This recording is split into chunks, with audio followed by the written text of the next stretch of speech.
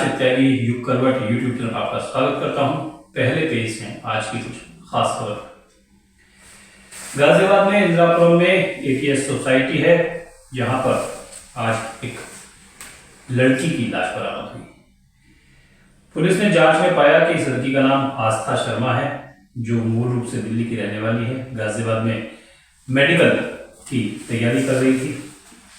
इस सोसाइटी में इस लड़की का अक्सर आना जाना था। इसमें इसका एक पुरुष मित्र रहता है। परिवार वालों का कहना है कि लड़की काफी समय से डिप्रेशन में थी। जांच में पता चला है कि वो सोसाइटी की किसी मंजिल से ऊपर से टूटी, जिसकी वजह से उसकी मौत हो गई। देखिए, आज सुबह इंदिरापुरम पुलिस को एक सूचना मिलती है कि एटीएस एडवांस सोसाइटी, जो कि हमारे अहिंसा खंड इंदिरापुरम थाना क्षेत्र में पड़ता है, वहाँ पे एक युवती मृत अवस्था में पड़ी हुई है। तत्काल पुलिस यहाँ पे आती है। 100 को हम कब्जे में लेके पंचायतनामा करते हैं। उसके बाद हम 100 के पहचान का प्रयास करते हैं। अब हमें 100 का पहचान हो गया है। लड़की की शिनाख्त आस्था शर्मा के रूप में हुई है, जो कि मूल रूप से दिल्ली की रहने वाली हैं। इनके पिता का नाम अजय शर्मा है। गाजियाबाद कमिश्नरेट में क्राइम ब्रांच ने एक बड़ी सफलता हासिल की है। क्राइम ब्रांच ने 2 अंतर्राज्यीय तस्कर गिरफ्तार किए हैं, जिनके कब्जे से 1 किलो अफीम बरामद हुई है, जिसकी कीमत बाजार में 25 लाख रुपए बताई गई। Crime branch police commissionerate Ghaziabad द्वारा 2 अंतर्राज्यीय अफीम तस्कर की गिरफ्तारी नंदग्राम थाना क्षेत्र से की गई है, जिनके कब्जे से 1 किलो अफीम बरामद हुआ है, जिसकी अंतर्राष्ट्रीय बाजार में कीमत लगभग 25 लाख रुपए है। पूछताछ में अभियुक्त जितेंद्र ने बताया कि वो पलामू झारखंड का रहने वाला है और ये अपने फूफा इंद्रदेव यादव के साथ मिलकर अफीम की तस्करी करता है। पूर्वांचल समाज ने ईएनटी डॉक्टर जो गाजियाबाद के हैं बीपी त्यागी के खिलाफ मुहिम छेड़ दी है। समाज की महिलाओं ने डॉक्टर बीपी त्यागी के बयान की निंदा की है, जिसमें उन्होंने छठ को लेकर कुछ बात कही। महिलाओं ने डॉक्टर बीपी त्यागी से अपना बयान वापस लेने की बात कही। मैं डॉक्टर वीपी त्यागी जी के बयान से बहुत दुखी हूँ, जो उन्होंने छठ व्रतधारियों के लिए कहा कि हेलीकॉप्टर से फूल फेंकते हैं। मैं उनसे कहना चाहती हूँ कि वो अपने बयान को वापस लें। उन्होंने हमारी आस्था का मजाक उड़ाया है और उनको जितने भी गाजियाबाद में 15 लाख हम छठ व्रतधारी हैं, उनसे उन्हें माफी मांगनी चाहिए। अगर वो माफी नहीं मांगेंगे तो हम उनके घर के आगे जाके प्रदर्शन करेंगे और जरूरत पड़ी तो उनका पुतला फूकेंगे। और जो उनका बयान है, वो बयान बहुत ही शर्मनाक और निंदनीय है। तो मैं तो यही बोलना चाहती कि उन्हें अपना बयान वापस लेना चाहिए, और उन्होंने अगर अपना बयान वापस नहीं लिया तो हम उनके घर के सामने धरना प्रदर्शन करेंगे, और अगर वो उससे भी नहीं माने तो हम उनका पुतला जलाने में बिल्कुल संकोच नहीं करेंगे। और उन्हें इस बात को जल्दी से जल्दी निर्णय लेना चाहिए कि उन्हें क्या करना है, नहीं तो हम उनका 1-2 दिन में पुतला जलाएंगे। मैं मधु गुप्ता, जैसे कि बीपी त्यागी ने हम पूर्वांचल वासियों ने कहा है कि उन पर फूल ये फूल फेंके नहीं बरसाए गए हैं, और ये कह रहे हैं कि मैं कैप्टस पे हूँ और मेरे पैसों से ही फूल फेंके गए हैं। ये गलत बात है। ये हमारा हम सबका पूर्वांचल वासियों का हम सबका वो है सहयोग है। इसमें हम सबका पूर्वांचल वासियों का सहयोग है।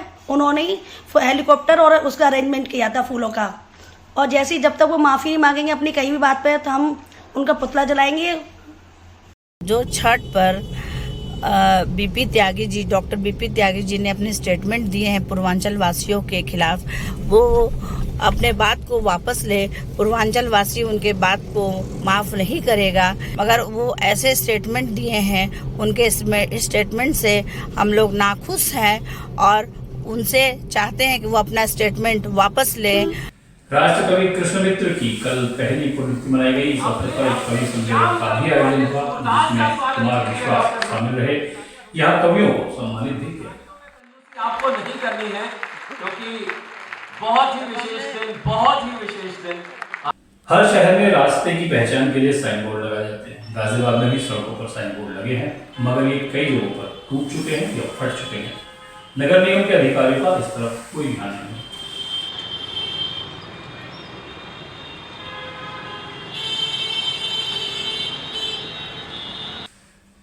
गाजियाबाद के रईसपुर में स्थित डॉक्टर भीमराव अंबेडकर स्कूल में संविधान दिवस के अवसर पर भारतीय नमो संघ द्वारा पूर्व प्रधानमंत्री चंद्रशेखर अवार्ड समारोह का आयोजन किया गया। विधिवत इस कार्यक्रम का शुभारंभ हुआ। इसके बाद करीब 100 बच्चों को पुरस्कार देकर सम्मानित किया गया।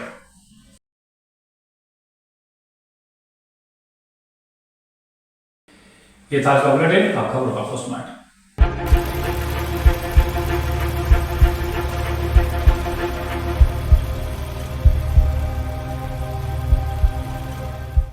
अगर मैं आपसे कहूं कि कोई माँ अपने निजी फायदे के लिए अपनी मासूम बच्ची का इस्तेमाल करे तो क्या आप यकीन करेंगे?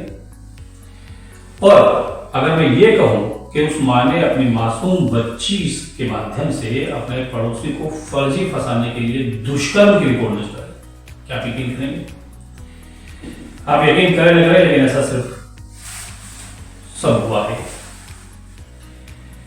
दरअसल दिल्ली का मामला है जहां एक महिला का अपने पड़ोसी से प्रॉपर्टी को लेकर विवाद चल रहा था। इस विवाद में पड़ोसी को फंसाने के लिए और अपना लाभ उठाने के लिए महिला ने 5 साल की मासूम बच्ची से रेप की दुष्कर्म की रिपोर्ट दर्ज करा दी पड़ोसी के खिलाफ। पुलिस ने पॉक्सो एक्ट में केस दर्ज कर लिया। केस कोर्ट तक पहुंचा। जांच हुई तो पता चला कि महिला ने झूठ बोला है, ऐसी कोई घटना हुई ही नहीं है।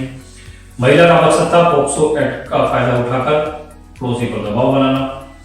लेकिन कहते हैं कानून हमारा ये कहता है कि 100 गुनाहगार बेशक बच जाएं, लेकिन कोई भी गुनाह नहीं फंसना चाहिए।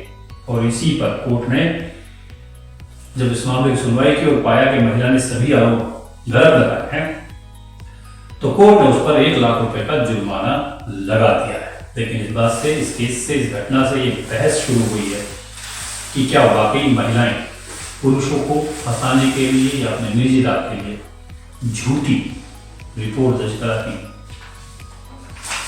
झांसी में जो कुछ हुआ उससे हर कोई हैरान है।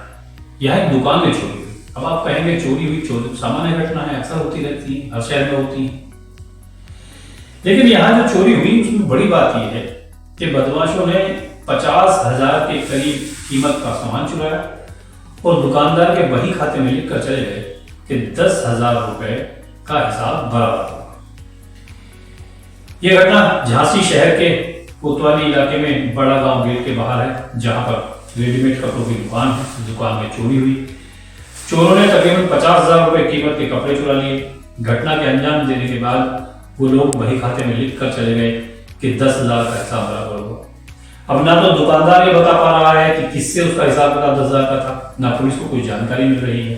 इतना पता चला है कि चोर दुकान में ऊपर छत के रास्ते से होते थे। ओम गारमेंट नाम की दुकान है।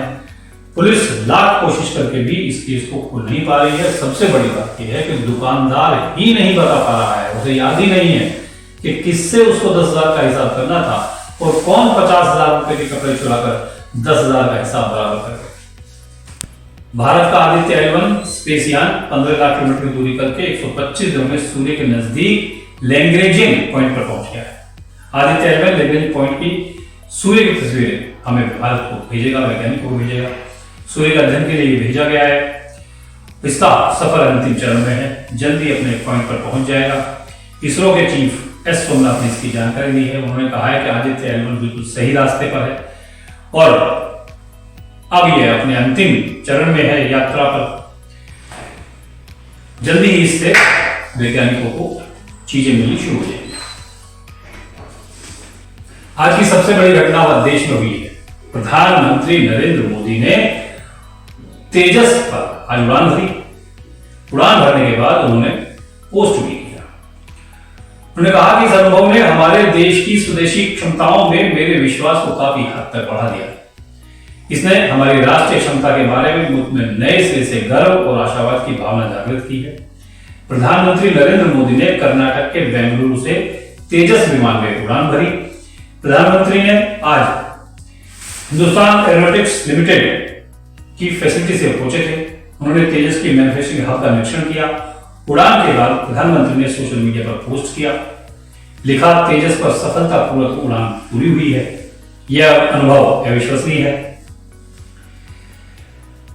सरकार ने देश की रक्षा तैयारी को बढ़ाने और स्वदेशीकरण के लिए जो कदम उठाए हैं उनमें तेजस विमान भी शामिल है। पहला विमान 2016 में वायुसेना में शामिल किया गया था। वर्तमान में 2 स्क्वाड्रन, 45 स्क्वाड्रन, 18 स्क्वाड्रन तेज के साथ वायुसेना काम कर रही है। प्रधानमंत्री की आज की जो उड़ान थी ये देश में चर्चा का विषय है और हर तरफ इसकी प्रशंसा भी हो रही है। भारत में घरेलू हवाई यात्री यातायात आज एक नए रिकॉर्ड पर पहुंचा। लगभग 4,63,417 लोगों ने बृहस्पतिवार को भारत में हवाई यात्रा की। नवंबर में घरेलू हवाई यात्री यातायात कम से कम 4 बार नई ऊंचाई पर पहुंचा है। कोविड के बाद भारत की घरेलू विमान में जबरदस्त बदलाव देखने को मिला है। नागरिक उड्डयन मंत्रालय ने शुक्रवार को एक पोस्ट में कहा, सकारात्मक दृष्टिकोण, प्रगतिशील नीतियां और यात्रियों के बीच गहरा विश्वास इसे हर दिन नई ऊंचाई पर ले जा रहा है। तो आज के लिए बस इतना ही। गाजियाबाद और उसके आसपास के तमाम शहरों की खबरों को देखने के लिए देखिए युग करवट, और विस्तृत जानकारी चाहते हैं तो पढ़िए युग करवट समाचार। युग करवट यूट्यूब चैनल को सब्सक्राइब कीजिए, वीडियो को लाइक कीजिए, शेयर कीजिए और कमेंट जरूर कीजिएगा। नमस्कार।